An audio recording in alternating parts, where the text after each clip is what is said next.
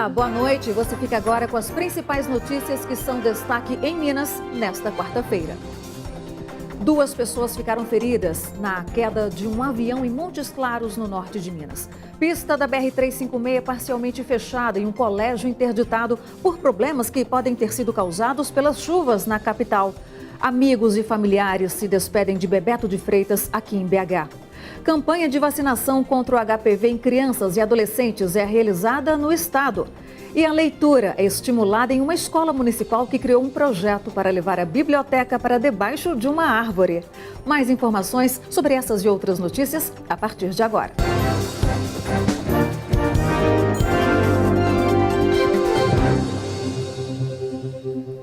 A gente começa essa edição falando sobre problemas na cidade que podem ter sido causados pelas fortes chuvas dos últimos dias. Um afundamento de solo que causa risco de desabamento de um muro de contenção próximo ao Morro do Papagaio, na região centro-sul de Belo Horizonte, causou a interdição parcial da BR-356. A Defesa Civil da capital também precisou fechar um colégio depois que rachaduras foram encontradas no prédio. A interdição do Colégio Imaco, na Rua Gonçalves Dias, no bairro Funcionários, região centro-sul da capital, é preventiva e ocorre em razão de problemas estruturais no prédio. Após fortes chuvas, a Defesa Civil identificou rachaduras. As aulas estão suspensas até a próxima segunda-feira, quando haverá uma reunião com pais e responsáveis, que foram comunicados de que a decisão é para manter a segurança dos estudantes. Segundo a Prefeitura, obras de reparação serão feitas. O Colégio Imaco recebe 760 alunos do 1º ao 9º ano do ensino fundamental nos turnos da manhã e tarde. E à noite, turmas de educação de jovens e adultos. Também na região centro-sul, este trecho da BR-356, sentido Rio de Janeiro, próximo ao acesso do bairro Belvedere, está parcialmente interditado após a Defesa Civil identificar um declínio na faixa da direita. Um estudo de sondagem está sendo feito para definir o tipo de intervenção a ser feita. Subiu para 12 o número de mortes por causa das chuvas em Minas Gerais desde outubro do ano passado. O último caso a entrar na lista da Defesa Civil Estadual foi o da criança de 5 anos que foi arrastada pela correnteza depois de passar de bicicleta por uma ponte em Ubá, na zona da Mata Mineira. Em todo o estado já são 44 cidades que decretaram situação de emergência por causa da chuva, sendo que Ubá foi a última a entrar no balanço oficial. A cidade foi atingida por um temporal no último fim de semana que deixou mais de 130 famílias desabrigadas, segundo a Prefeitura. 2 pessoas ficaram feridas na queda de um avião de pequeno porte em Montes Claros, na região norte de Minas Gerais. O avião partiu de Itápolis, em São Paulo, com destino a Recife, em Pernambuco. O piloto pousaria em Montes Claros para abastecer a aeronave. Próxima cidade de Montes Claros, o avião teve uma pane mecânica. O piloto precisou fazer um pouso forçado em uma mata próxima à área urbana. Segundo o Corpo de Bombeiros, as 2 vítimas tiveram ferimentos leves e não foram encaminhadas para hospitais. A sua aeronave tinha umas 3 também. Hotéis, hostels e pousadas de BH recebem a visita de fiscais do Ministério do Turismo, que realizam uma fiscalização aqui na capital. A ideia é sensibilizar os prestadores de serviços turísticos sobre a importância do cadastro obrigatório no Cadastur para manter os negócios em funcionamento e com bom padrão de qualidade. O setor hoteleiro está atento, isso porque Belo Horizonte recebe esta semana uma equipe de fiscais para verificar se os prestadores de serviço deste ramo estão seguindo as determinações da Lei 11.771, mais conhecida como a Lei do Turismo. Essas operações são importantes porque trazem muitos benefícios para os 3 envolvidos, que são o empresário, turista e o município, O objetivo da ação não é punir os donos de hotéis, e sim sensibilizá-los sobre a importância de regularização do setor. Esse primeiro momento a gente está vendo apenas se eles têm um cadastro no Ministério do Turismo, que se chama Cadastur. Porque esse cadastro ele é obrigatório por lei e todos os empreendimentos turísticos obrigatórios, eles têm que ter esse cadastro para estar funcionando. O senhor Dilson trabalha há 30 anos com hotelaria e apoia a ação. Sem dúvida nenhuma, regularizar é importante, E nós somos nosso hotel é tudo regularizado em todos os sentidos, Então isso aí para nós vai ser importante, pode ficar tranquilo. Dá para fazer. A operação já esteve em 13 cidades e a ideia é que até abril todas as capitais brasileiras tenham sido visitadas. O comerciante que insistir em não fazer o cadastro pode pagar uma multa de até R$850 mil.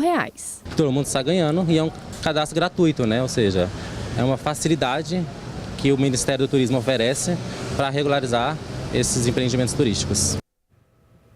Quase 10% dos brasileiros são alérgicos a algum tipo de alimento, entre eles o ovo. Nesse caso, além de uma dieta restritiva, é preciso ficar atento na hora de tomar a vacina contra a febre amarela, já que ela é produzida a partir de embriões de galinha. Os testes para identificar a alergia são simples e rápidos, mas os especialistas alertam. O melhor tratamento é cortar o ovo da dieta. A boa notícia é que essa alergia pode ser superada e quem tem pode tomar a vacina contra a febre amarela, mas em condições especiais. A Luciana agora fica de olho nos rótulos. Só compra alimentos que não têm ovo, porque a filha Joana, de 1 ano, é alérgica.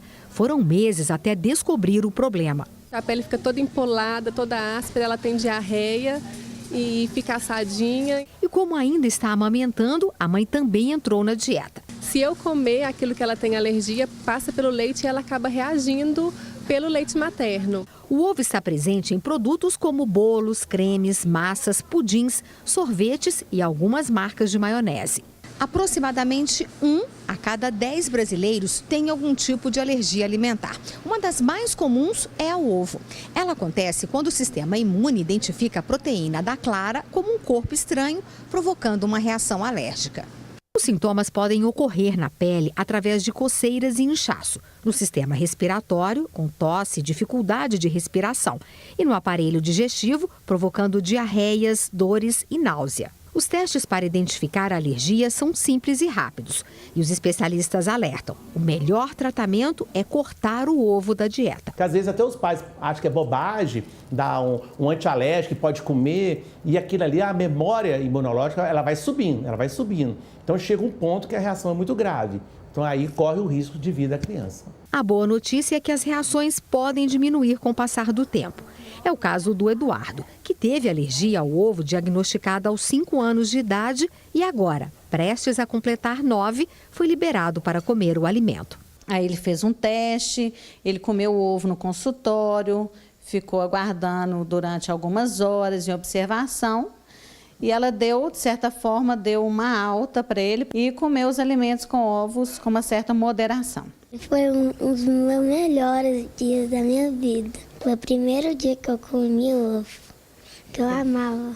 Como a vacina contra a febre amarela é cultivada com ovos embrionários de galinha, os alérgicos devem ter cuidado. Neste hospital de Belo Horizonte, as crianças passam antes por um teste. Se a reação for forte, a vacina é fracionada. Quem tem alergia ao ovo poderá tomar a vacina, tá? Dentro de um centro médico, acompanhado por um médico, com toda a infraestrutura de possíveis reações que pode ocorrer inerente à aplicação da vacina. O clima na Câmara Municipal de Belo Horizonte não é dos melhores, não. Depois de trocas e de acusações aí, entre vereadores, a criação da CPI para investigar a BH Trans ainda não foi definida e pode demorar mais do que o previsto. Esse é um dos assuntos que vamos tratar agora com o nosso comentarista Orion Teixeira. E Orion Teixeira, boa noite, tudo bem com você? Boa noite, Luciana, boa noite a todos. E o que está barrando em nossa história, Orion? Luciana, o que está barrando é o alto e forte poder político da prefeitura e das empresas de ônibus. Se eles não querem, não tem como haver CPI. O prefeito Alexandre Calil se elegeu prometendo aí abrir o que ele chamou de caixa preta dos ônibus. 1 ano e 3 meses depois, isso não aconteceu. Há uma empresa aí em via de ser contratada para fazer auditoria. Mas depois de esperar tanto tempo, um grupo de vereadores decidiu investigar por conta própria esses contratos. Mas aí vem a política, a maioria, e impede. O que eles fizeram? Arrumaram uma confusão entre os vereadores, muito barulho por nada, que dentro daquela máxima, vamos dividir para governar. E tudo indica que esse poder político das empresas de ônibus vai impedir essa CPI. Agora, gente, os deputados estaduais mineiros voltam, ao plenário da Assembleia Legislativa na tarde de hoje, na tentativa de apreciar aí os 18 vetos do governador Fernando Pimentel que trancam a pauta. Por enquanto, nada foi votado pelos parlamentares. E o que está dificultando essa votação, Orion? O problema ali, Luciana, é que é um projeto do governador que pretende como já dissemos aqui, vender ações, 49% das ações da Codemig. Então, o governo tropeça nos próprios erros, porque já trocou por 2 vezes. Era uma emenda, virou projeto. A oposição se aproveitou, foi à justiça para impedir a cisão da empresa. O governo quer dividir a empresa Codemig, que é a estatal do Nióbio, a Companhia de Desenvolvimento Econômico, em 2. Uma que fica com o Nióbio e as outras ficam com os demais serviços que ela hoje presta. Então, a oposição pode barrar isso na justiça, que está atrasando, porque o governo precisa de autorização legislativa para fazer essa cisão, que vai agilizar e facilitar a venda ao mercado. Muito bem, falando de eleições, 2018, o pré-candidato ao governo de Minas Gerais, o deputado federal Rodrigo Pacheco, oficializou a saída do MDB e deve se filiar ao DEM na próxima semana. O político ele teria se desfiliado do partido por causa de uma possível aliança com o PT, que deve aí indicar o governador Fernando Pimentel à reeleição? Sim ou não, Orion? Exatamente por isso que Pacheco está saindo do MDB, que não o quer como candidato a governador e prefere apoiar a recandidatura de Pimentel ao governo de Minas. Então, Pacheco buscou essa filiação ao Democratas, que dá para ele a legenda para ser governador, mas isso não basta. É preciso que ele, além de um partido, ele tenha também competitividade. Ele precisa ter mais pontuação nas pesquisas. Então, até junho, ele deve avaliar se tem condições de seguir em frente ou não. Os principais desafios dele até lá são montar uma grande e forte aliança de partidos para ter apoio político e ficar mais conhecido para ter apoio do eleitorado. Agora, entrou também na corrida eleitoral o ex-presidente da Assembleia e ex-deputado Diniz Pinheiro, que vai se filiar ao Solidariedade. Isso reforça a legenda porque o pré-candidato traz com ele vários prefeitos, vereadores que podem atrair mais olhares para o partido, Orion? O Diniz Pinheiro a situação dele é um pouco semelhante à do Rodrigo Pacheco. Ele saiu do PP, o Partido Progressista, porque também foi preterido, assim como o Pacheco foi pelo MDB. Então, Diniz deve se filiar ao Solidariedade, mas tem uma condição, que ele seja candidato a governador. Por outro lado, ele está negociando uma aliança com o ex-prefeito de Belo Horizonte, o Márcio Lacerda, do PSB, que é também pré-candidato a governador. Isso pode mudar os planos, mas até o dia 6 de abril ele tem que resolver e se filiar em algum partido. Muito bem, Orion Teixeira. Obrigada, boa noite para você. Até a próxima. Prazer, até a próxima. Uma medida aprovada pelo Conselho Nacional de Política sobre Drogas reacendeu a discussão sobre o tratamento de usuários. Segundo o Conselho, internar é o melhor tratamento para desintoxicar. Nossa repórter Wanda Sampaio e o cinegrafista Tamer Pimentel foram conversar com especialistas e também com usuários de drogas para entender os maiores desafios de quem quer se livrar do vício, mas nem sempre consegue dar o passo em busca de ajuda. Nos Centros de Atenção Psicossocial para Álcool e Drogas, o paciente vem se quiser e quando quiser. E não precisa parar de usar as substâncias imediatamente para se tratar. Terapias e medicamentos são usados para reduzir os efeitos da suspensão da droga. A internação compulsória é o último recurso. É importante para mim, sim, porque se não tiver essa casa, como que eu vou fazer aqui? Na rua eu não vou encontrar isso. É a pior guerra que tem, porque você quer parar, mas no entanto o organismo está pedindo mais. E sozinha a gente não consegue não, tem que ter ajuda. O trabalho é focado na redução de danos. Uma das etapas do processo é a substituição de uma droga por outra menos danosa. A taxa de rejeição seria menor ao não cobrar do paciente o abandono do vício como condição para o tratamento, apesar da abstinência ser um dos resultados desejados. Se a pessoa está intoxicada, não conseguiu, fez uso de substância lá fora, não conseguiu, vem para cá, a gente acolhe, né? Oferece a desintoxicação, depois atende. A gente vai dando suporte para ela conseguir lidar com esse uso abusivo de substância do jeito que é possível para ela. A internação com abstinência é outra forma de tratamento. É oferecido principalmente por ONGs, igrejas e clínicas particulares. Neste centro de recuperação de dependência química, são 25 internos que podem ficar aqui por até 9 meses. Aqui fazem terapia e aprendem novas profissões. Este homem de 33 anos, que pede para não ser identificado, conta que não tinha mais condições de ficar lá fora por causa da combinação de cocaína com álcool. Eu acho que se eu estivesse lá fora eu estaria morto hoje. Não comia, não bebia, não trabalhava. Somente vegetava para droga, vivia para droga. Eu preciso estar aqui dentro. Hoje isso aqui é o divisor de águas que eu tenho para mim.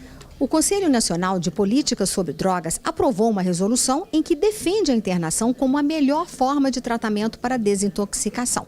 A medida que vai orientar as políticas públicas é polêmica e está na contramão das propostas dos grupos que defendem a redução de danos em hospitais que oferecem atendimento ambulatorial.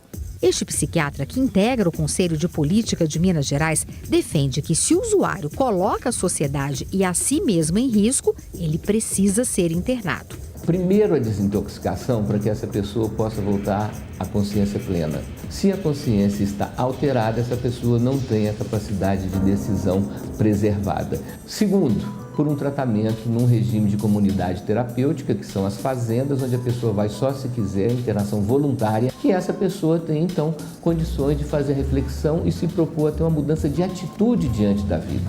Para esta outra especialista, a proposta é um retrocesso, pois coloca em segundo plano os tratamentos que aliviam o sofrimento dos pacientes. Essa posição do Conselho parte de uma utopia de um mundo sem drogas, não existe isso. Então, o que o governo tem que oferecer, o Estado, né, tem que oferecer, é possibilidades para as pessoas lidarem com isso, né? E aí não é retirando elas da sociedade, né? É oferecendo estratégias para ela aprender a lidar com as suas dificuldades. Para este profissional que coordena uma comunidade terapêutica, a internação e a redução de danos são importantes para usuários de perfis diferentes. Eu vejo que eles se complementam. Por exemplo, um sujeito que é alcoólatra e toma muita pinga, muita cachaça, não é? É possível que ele migre para tomar só cerveja.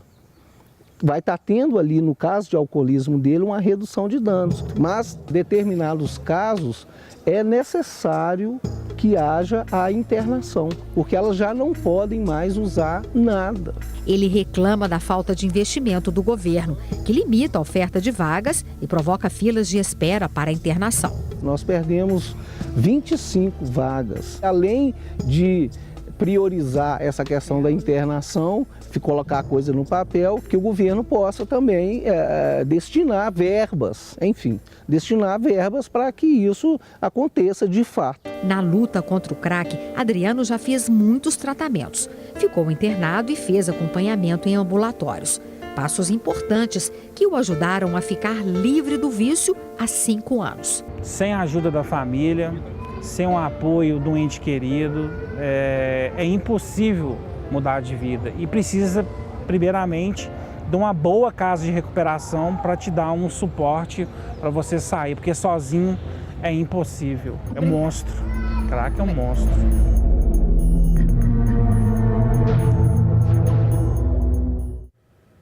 E a seguir você vai ver o adeus de familiares e amigos de Bebeto de Freitas, técnico da famosa geração de prata nos Jogos Olímpicos de 1984 em Los Angeles, que ocorreu hoje na manhã na capital.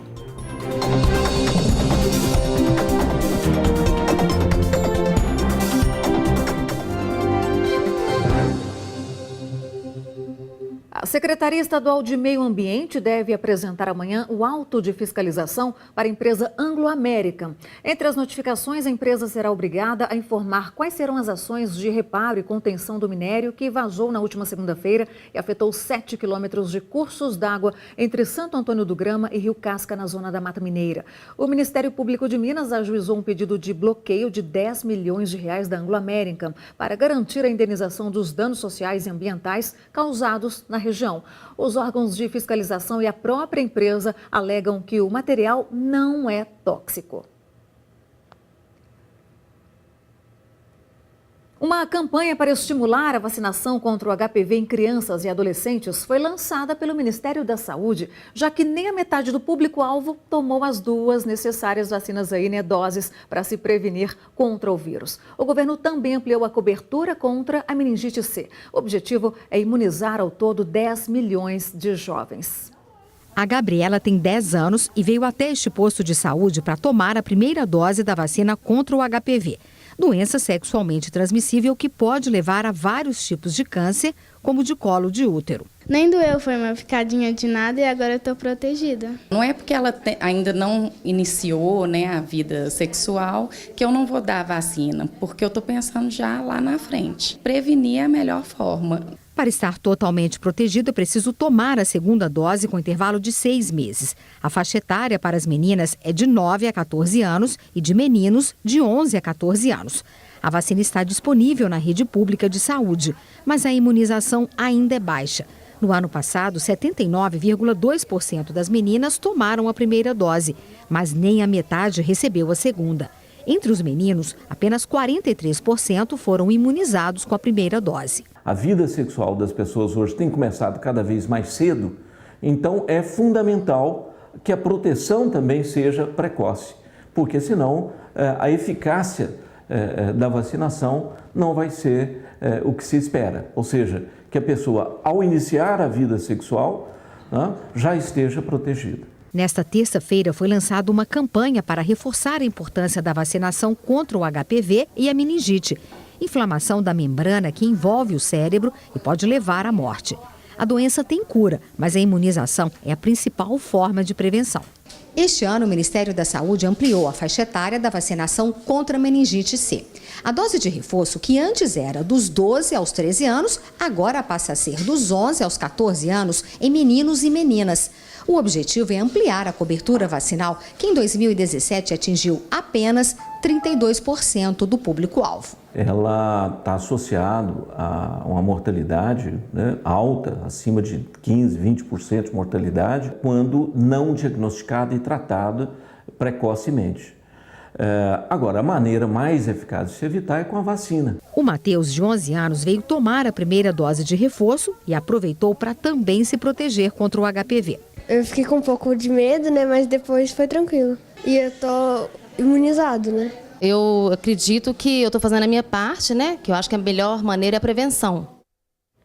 Foi velado na manhã de hoje aqui na capital o corpo de Bebeto de Freitas, diretor administrativo e de controle do Clube Atlético Mineiro. Bebeto ficou muito conhecido por ter sido jogador e técnico da Seleção Brasileira de Voleibol, treinador da famosa geração de prata nos Jogos Olímpicos de 1984 em Los Angeles. O velório reuniu parentes e amigos e ainda personalidades ligadas ao futebol e à política. O velório de Bebeto de Freitas em Belo Horizonte reuniu ex-presidentes, diretores, ex-colegas do vôlei e do futebol. Na sede social do Galo, muitos prestaram as últimas homenagens. Toda a história do Bebeto no contexto de construir no voleibol, no esporte, deixa um legado muito grande. Eu sou do início dele aqui no Atlético. Em 99 ele chegou para reforçar o nosso time. Quem não se lembra do Independência, aquele tobogã no Independência, que ele participou muito daquilo, aumentar a capacidade do estádio. É muito triste, Ontem nós estávamos no CT, todos muito consternados, com toda essa situação, muito tristes, E é hora de abraçar a família, os amigos, Porque vai fazer muita falta aí para nós. O que nós vamos perder do Bebeto de Freitas é a ética. É um técnico, ex-jogador, que tem uma ética importantíssima, valores importantíssimos, que sempre passou para os seus atletas e para os seus amigos. O corpo do dirigente e ex-atleta chegou à sede do Atlético por volta das 7 da manhã. O velório foi restrito a amigos, familiares e pessoas ligadas ao clube. O prefeito da capital mineira e ex-presidente do Galo passou boa parte da manhã no local. O futebol do Brasil, ele nasceu depois do Pelé. Então ele existe antes de 58, depois de 58. E o voleibol do Brasil existe antes e depois do Bebeto. Agora, pessoalmente, perco um amigo muito leal, muito fraterno, que vai fazer muita falta na minha vida. Obrigado. O técnico do Figueirense, Milton Cruz, que já está em Belo Horizonte para o jogo contra o Atlético Mineiro pela Copa do Brasil, também foi ao velório. Eu fico muito triste. Um momento de tristeza para mim. Por volta das 10h30 da manhã, o corpo de Bebeto deixou a sede do Atlético e foi para o aeroporto da Pampulha. De lá, o voo seguiria para o Rio de Janeiro. Paulo Roberto de Freitas, o Bebeto, morreu de uma forma inesperada aos 68 anos de idade. Ele estava no CT do Atlético, em Vespasiano, quando se sentiu mal. Ele chegou a ser atendido pelos médicos do clube, mas sofreu uma parada cardíaca e não resistiu. O Bebeto foi uma pessoa que marcou uma época, era de uma personalidade muito forte, tinha as suas posições, né? Falava abertamente, mas era de uma lealdade muito grande e um caráter muito bom. Bebeto foi o primeiro campeão de vôlei do Brasil, uma pessoa que a gente trouxe em 99 para fazer um trabalho de parceria, de procurar um parceiro para o futebol. Naquela época o futebol era muito fraco, eu tinha um faturamento de 6 milhões, então o Bebeto veio nessa época com a gente e a gente conseguiu fazer um grande time em 99, apesar das dificuldades. Então é uma grande perda para o Galo, para o futebol brasileiro. Depois do intervalo, você vai ver que uma escola municipal de BH inovou com uma biblioteca ao ar livre para melhorar o hábito de leitura dos estudantes.